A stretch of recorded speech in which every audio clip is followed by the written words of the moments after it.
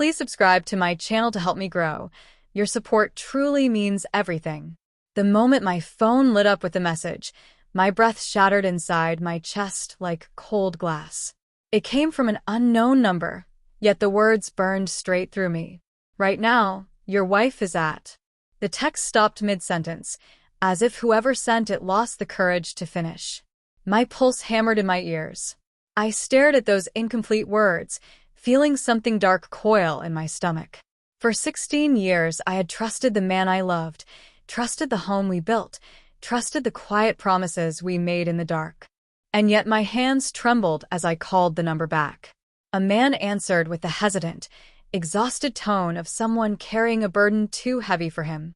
"I should not be saying this," he whispered, voice thinning with guilt. "But I thought you deserved to know. She is with someone. A colleague. They left work together. They said they had a late meeting." "There is no meeting." I felt the room tilt. A buzzing filled my head. My voice barely came out. "Why are you telling me this?" "Because she is not who you think she is. And I am tired of covering for her." The call ended without a goodbye, leaving me in a silence that felt suffocating. I grabbed my keys, my heart thudding with disbelief, denial, and an ache that felt almost childish. Part of me whispered, "This must be a mistake." Another part, the part that remembered every small red flag I had brushed aside, sank deeper into dread.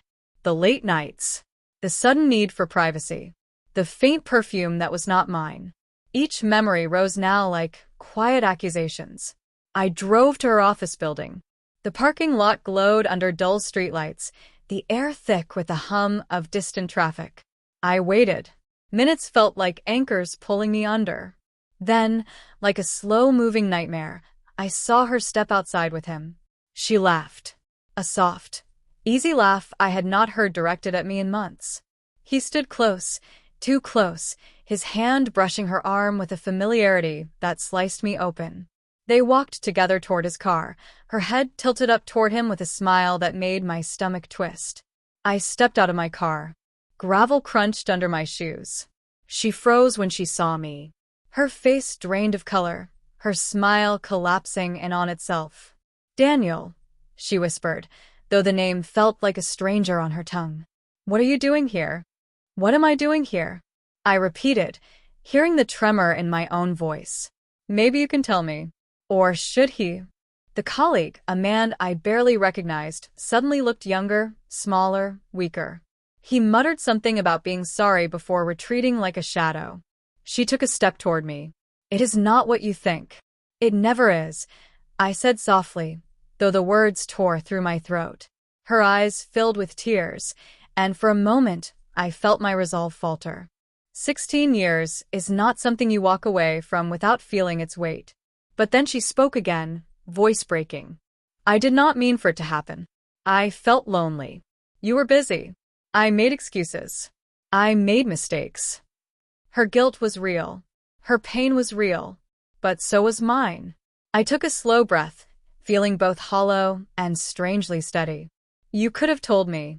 You could have chosen us." She reached for my hand, but I stepped back.